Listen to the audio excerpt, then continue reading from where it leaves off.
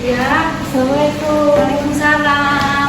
Mari Mbak, silakan duduk.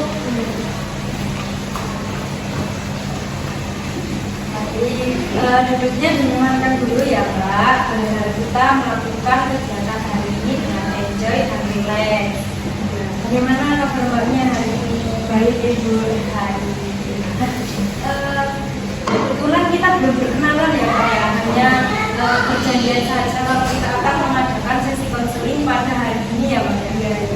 Baik, sebelum kita memulai, alangkah baiknya kita berkenalan terlebih dahulu. Mbaknya bisa memperkenalkan diri, asal sekolah, nama pajak, nama panggilan, kemudian hobinya Mbaknya apa? Baik Ibu, sebelumnya perkenalkan saya Nimas Butawangi, bisa dipanggil Wangi. Saya dari SMAN 1 Tegal Beringo, dari Banyuwangi. Oh, dari Banyuwangi. Iya, hobi saya itu memasak. Oh, hobinya memasak.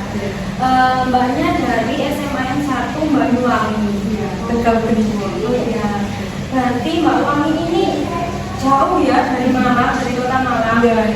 Kalau boleh tahu kesini memang ada acara atau memang khusus mau melakukan sesi konseling Mbak? Memang khusus ini Bu, melakukan sesuatu itu. Oh, berarti Mbak Wangi ini jauh-jauh dari Banyuwangi untuk melakukan sesi konseling bersama saya ya. Iya. Sebelumnya terima kasih banyak loh Mbak Wangi sudah bersedia untuk melakukan sesi konseling bersama saya.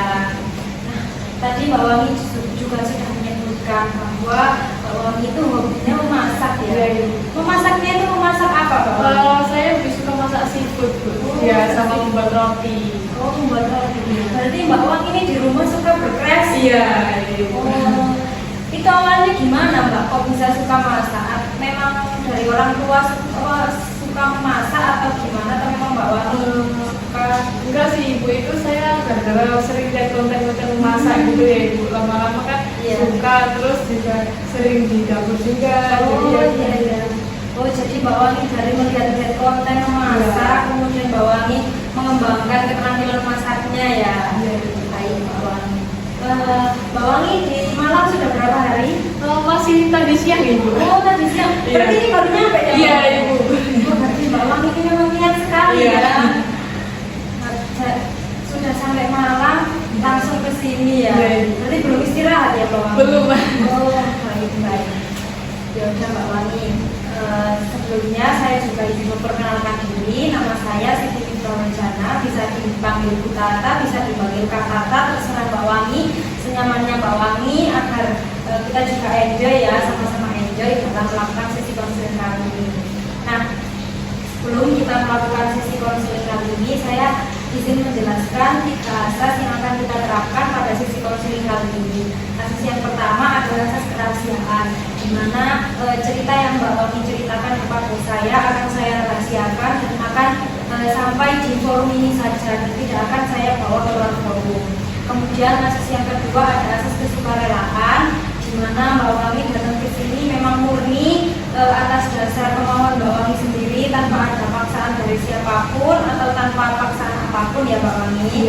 Kemudian yang asas yang terakhir ada asas keterbukaan, di mana Mbak Wangi terbuka dengan saya tentang permasalahan yang Mbak Wangi alami, agar saya itu lebih mudah dalam membantu menyelesaikan permasalahannya Mbak Wangi. Apakah dapat dipahami Mbak? Bisa Ibu. Baik. Jadi pada sesi konseling kita kali ini kita memiliki waktu sekitar 20-30 menit. Apakah cukup Mbak Wangi? Cukup Ibu. Baik, jika nanti memang di akhir waktu masih ada permasalahan yang menurut Mbak Wangi belum terselesaikan, mungkin nanti kita akan menjadwalkan lagi untuk pertemuan sesi konseling kita selanjutnya ya Mbak Wangi. Baik, jadi di sini saya sebagai konselor yang akan membantu Mbak Wangi dalam menyelesaikan permasalahan yang Mbak Wangi hadapi. Tentunya tujuan konseling kita hari ini adalah untuk menyelesaikan permasalahan yang ada di dalam diri Mbak Wangi yang belum selesai ya Mbak Wangi. Langsung saja kita ke tahap intinya. Mbak Wangi mungkin bisa menceritakan lebih detail, lebih jelas tentang permasalahan yang Mbak Wangi alami. Baik Ibu, sebenarnya tuh saya ingin cerita kalau saya kan SMA ya. Iya. Tetapi selama SMA ini saya sama sekali merasa nggak nyaman gitu di SMA. Soalnya dulu itu sebenarnya saya keinginan untuk di SMK, masuk SMK itu, tapi karena paksaan dari kedua orang tua saya itu, karena kedua orang tua saya itu ingin saya menjadi guru, terus ingin melanjutkan kuliah nantinya gitu ya Bu. Jadi saya dipaksa untuk masuk ke SMA. Tetapi meskipun saya tuh udah hampir 3 tahun ya Bu di SMA, kan saya juga sudah kelas 12. Saya sama sekali belum bisa beradaptasi gitu Bu di SMA. Baik, saya sangat mengerti sekali apa yang Mbak Wani rasakan. Mbak Wani ini memiliki permasalahan, yaitu Mbak Wani ini masih belum bisa beradaptasi meskipun sudah berjalan 3 tahun ya di lingkungan SMA. Mbak Wani masih ada perasaan tidak terima kalau Mbak Wani ini jalannya itu ada di SMA, padahal aslinya Mbak Wani ini pengennya di SMK.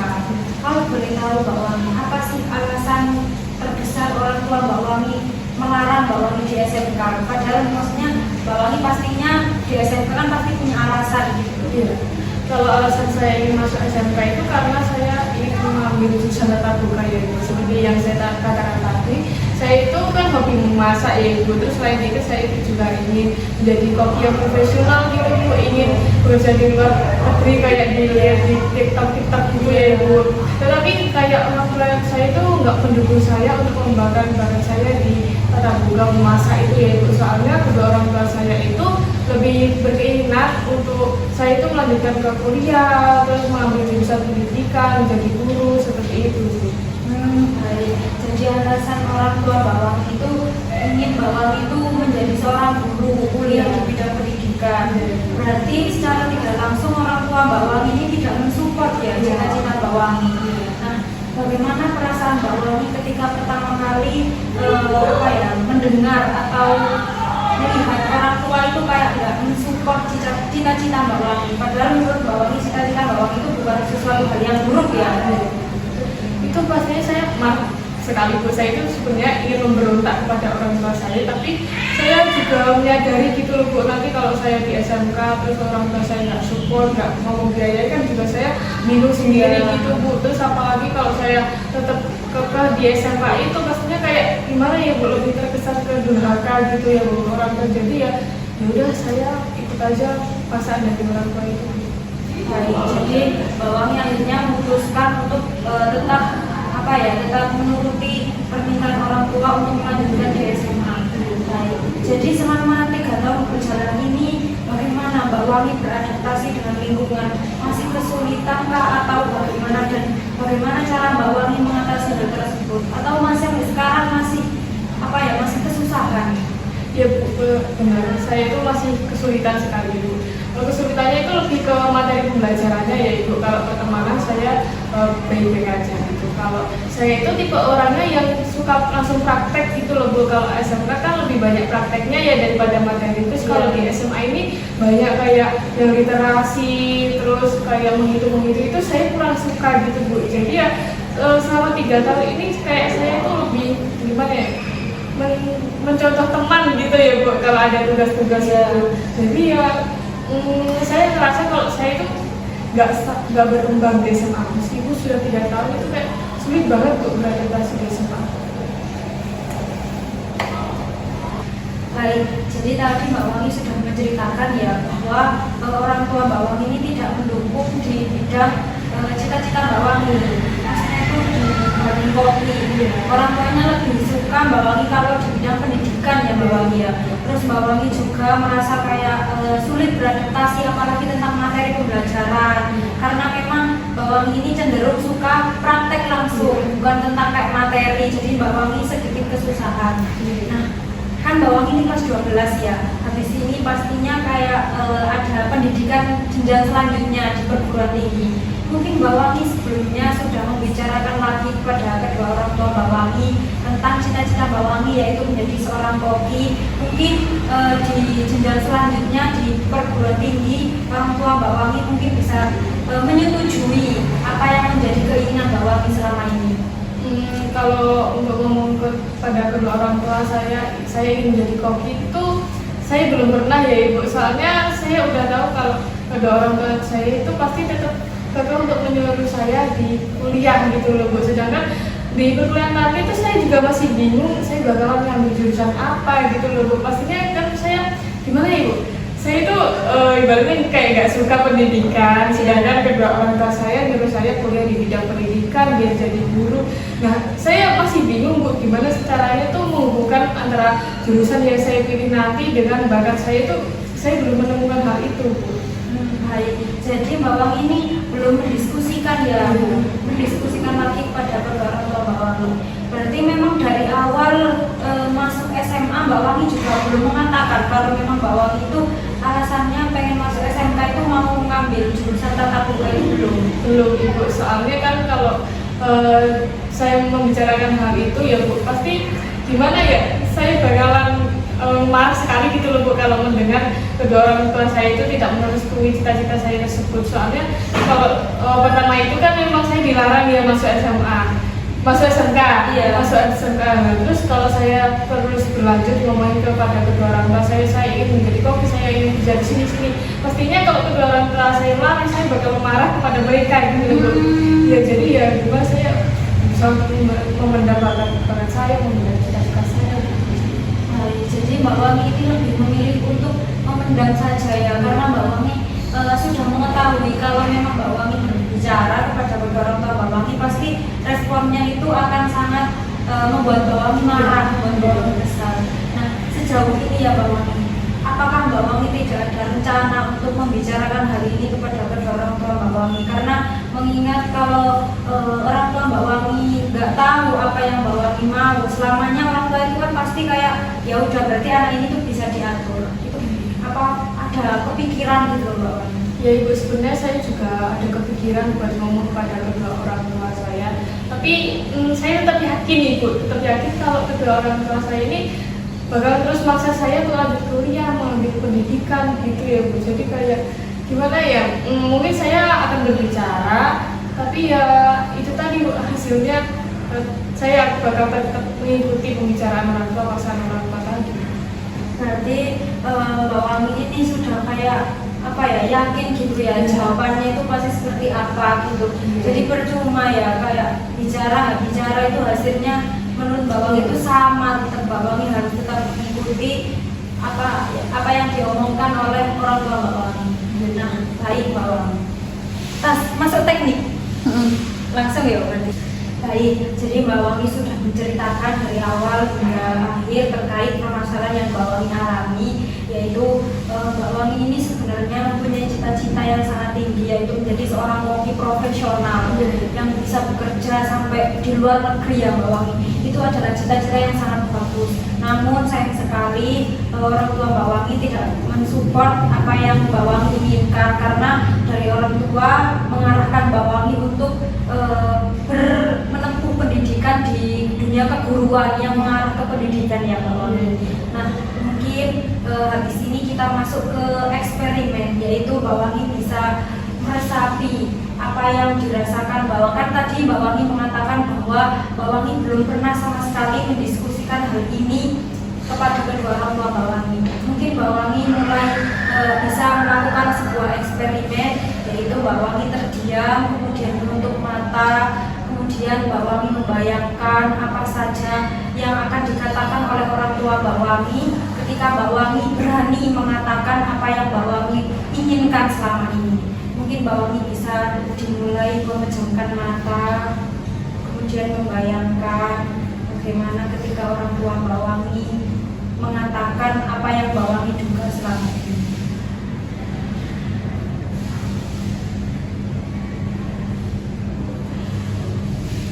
Bagaimana Mbak Wangi? Jadi kita masuk ke tekniknya, yaitu kita akan melakukan teknik kursi kosong. Jadi nanti Mbak Wangi akan berperan menjadi ayahnya Mbak Wangi jadi Mbak Wangi akan memerankan apa yang dibayangkan Mbak Wangi itu tadi. Ketika Mbak Wangi berani mengatakan apa yang Mbak Wangi pendem, apa yang Mbak Wangi simpan selama ini tentang keinginan Mbak Wangi, kemudian Mbak Wangi juga berperan menjadi ayahnya Mbak Wangi. Bagaimana respon yang Mbak Wangi bayangkan? Mungkin Mbak Wangi bisa dimulai dari ayahnya Mbak Wangi dulu mengatakan apa yang Mbak Wangi bayangkan tadi.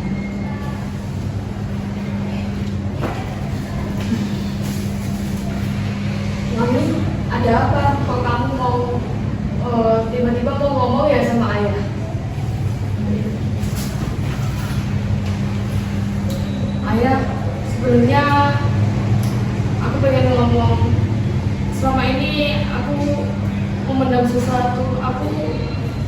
cita-cita untuk menjadi koki yang profesional. Aku ingin mengembangkan bakatku di bidang memasak. Wangi, ayah nggak setuju. Ayah tetap ingin kamu menjadi guru. Kamu mendalami di ilmu pendidikan. Ayah nggak setuju kalau kamu sampai menjadi koki. Karena menurut ayah itu adalah hal yang sepele. Sedangkan kamu jika mendalami di pendidikan, kamu akan menjadi orang yang berintelektual tinggi, Wangi.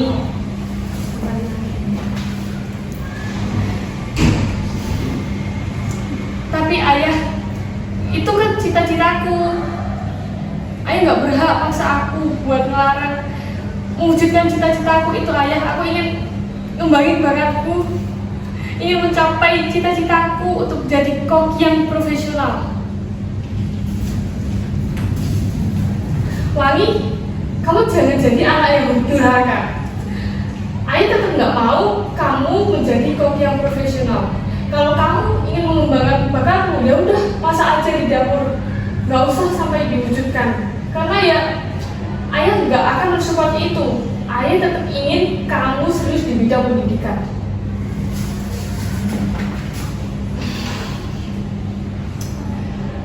Baik ayah, kalau itu emang keinginan ayah, ya udah, Wangi bakal terima semua. Jadi di bayangan Mbak Wangi sudah memerankan ya kalau itu adalah respon dari kedua orang tua Mbak Wangi, terutama dari ayahnya Mbak Wangi. Sampai pada akhirnya Mbak Wangi itu tidak bisa berkata-kata lagi untuk mengelak keputusan dari ayahnya Mbak Wangi ya Mbak. Baik, jadi dari teknik kursi kosong yang sudah Mbak Wangi lakukan itu menunjukkan bahwa hasil yang Mbak Wangi dapatkan itu tidak sesuai harapan, karena harapannya Mbak Wangi adalah orang tua Mbak Wangi itu menyetujui ya apa yang menjadi impian Mbak Wangi selama ini ya. Baik, mungkin selanjutnya Mbak Wangi bisa memainkan teknik kursi kosong lagi seperti tadi, mungkin tapi dengan versi yang berbeda, yaitu seakan-akan orang tua Mbak Wangi itu menyetujui apa yang menjadi keinginan Mbak Wangi selama ini, sehingga Mbak Wangi ini kayak bisa mengekspresikan bahwa rahasia, maksudnya keinginan Mbak Wangi yang Mbak Wangi pendam selama ini itu bisa terungkapkan, kemudian respon orang tuanya itu juga bagus. Mungkin Mbak Wangi bisa dimulai dari peran ayahnya Mbak Wangi terlebih dahulu. Ada apa Wangi? Ayah, aku pengen ngomong sesuatu. Sebenarnya aku mempunyai cita-cita untuk menjadi seorang koki. Aku ingin mengembangkan bakatku di bidang memasak. Tapi selama ini ayah selalu memaksaku untuk mengambil jurusan pendidikan. Ayah ingin aku menjadi seorang guru. Wangi, kan jurusan pendidikan itu banyak. Kamu tetap bisa kok ngembangin bakat minat kamu, ngembangin bakatmu memasak, bahkan juga bisa menjadi koki. Kan kamu besok bisa mengambil jurusan tata boga. Di sana kamu bisa ngembangin bakatmu. Oh, iya. Berarti aku boleh dong ngembangin bakatku memasak? Boleh dong. Kamu bisa kok ambil jurusan tata boga. Kan tata boga juga termasuk pendidikan. Kamu juga bisa menjadi guru dan kamu juga bisa ngembangin bakat minat kamu itu, Wangi. Yes! Berarti aku tetap bisa ngembangin bakat minatku. Aku tetap bisa memasak dan aku juga tetap bisa menjadi guru seperti ayah yang inginkan. Terima kasih ayah. Gimana Mbak Wangi rasanya setelah memainkan teknik kursi kosong ini? Perasaannya Mbak Wangi? Bu, saya benar-benar lega sekali. Iya. Saya sangat senang sekali karena ayah saya memberikan respon yang positif, meskipun di sini adalah ayah yang bayangan. Tetapi saya benar-benar lega, benar-benar senang sekali, Bu. Berarti Mbak Wangi itu bisa merasakan seakan-akan ayah ini nyata memberikan respon tersebut ya Mbak Wangi ya. Baik. Jadi setelah Mbak Wangi melakukan teknik kursi kosong yang membuat Mbak Wangi ini semangat dalam mengejar cita-cita Mbak Wangi, apa sih langkah selanjutnya yang akan Mbak Wangi lakukan untuk merealisasikan apa yang selama ini Mbak Wangi pendam? Mungkin saya akan mendiskusikan ya Ibu tentang keinginan saya untuk menjadi seorang koki tersebut, tentang bakat minat saya, mendiskusikan kepada kedua orang tua saya kalau besok di perkuliahan saya ingin mengambil pendidikan tata boga gitu ya Bu. Kan tadi ayah saya itu ngomong ke saya kalau dia itu ingin saya menjadi guru di bidang pendidikan, dan terus saya juga akan meyakinkan kepada kedua orang tua saya kalau tata boga itu kan juga bisa menjadi guru, ya kan Ibu? Iya, benar sekali. Baik, benar sekali Mbak Wangi, langkah yang akan Mbak Wangi lakukan itu sudah sangat bagus sekali. Karena apa Mbak Wangi? Semuanya itu harus didiskusikan, apalagi tentang masa depan kita. Karena kalau Mbak Wangi memendam terus-menerus, orang tua tidak akan mengetahui apa yang menjadi keinginan dari anaknya. Mungkin kalau Mbak Wangi bisa membicarakan kepada orang tua dengan baik, pelan-pelan, kemudian Mbak Wangi juga menjelaskan apa saja sih benefit yang didapatkan ketika Mbak Wangi masuk di program studi tersebut. Jadi Mbak Wangi itu tidak hanya bisa mengembangkan bakat minat Mbak Wangi juga bisa menjadi guru sesuai dengan keinginan yang orang tua Mbak Wangi inginkan. Jadi tidak serta-merta Mbak Wangi ini menjadi keinginan Mbak Wangi aja, tapi bisa menjadi keinginan orang tua. Jadi saya sangat mensupport sekali kalau Mbak Wangi habis ini ke depannya mendiskusikan lagi kepada orang tua Mbak Wangi agar orang tuanya itu tahu apa yang menjadi keinginan Mbak Wangi. Gimana Mbak Wangi setelah melakukan sesi konseling bersama saya? Sangat lega sekali ya Ibu. Jadi perjuangan saya dari Banyuwangi ke Malang ini nggak sia-sia ya Ibu. Terima kasih banyak Mbak Wangi. Iya, dan selama 3 tahun ini memang saya itu memendam rasa ini gitu Bu. Saya menjalani kegiatan di SMA itu ya udah kayak terpaksa dan kayak malah beban gitu loh Bu di SMA. Sampai saya ngerasa dari awal itu saya udah salah masuk sekolah gitu, dan dari sesi konseling ini tadi ya Bu, itu saya sangat lega sekali. Ternyata saya tetap bisa kok mewujudin impian saya, tetap bisa meraih cita-cita saya. Iya, jadi Mbak Wangi itu gak boleh patah semangat karena perjalanan Mbak Wangi itu masih panjang, dan Mbak Wangi itu pasti bisa mewujudkan apa yang menjadi keinginan Mbak Wangi selama ini. Baik, jadi berarti Mbak Wangi merasa lega ya setelah melakukan sesi konseling kali ini. Jadi nanti Mbak Wangi juga bisa mendiskusikan kepada saya lewat via WhatsApp. Kalau Mbak Wangi membutuhkan saran dari saya atau sekedar ingin cerita kepada saya, bisa banget, gak harus ke Malang. Mbak Wangi bisa menghubungi saya. Kalau memang Mbak Wangi benar-benar ingin ketemu saya, nanti kita bisa atur untuk pertemuan selanjutnya ya Mbak Wangi. Baik, kita sudah melakukan sesi konseling di 30 menit ya Mbak Wangi. Artinya waktu kita sudah cukup untuk hari ini. Baik, saya cukupkan. Saya ucapkan terima kasih banyak kepada Mbak Wangi karena Mbak Wangi sudah jauh-jauh datang ke Malang untuk melakukan sesi konseling bersama saya. Saya tutup. Wassalamualaikum warahmatullahi wabarakatuh. Terima kasih ya. Permisi Bu. Ya.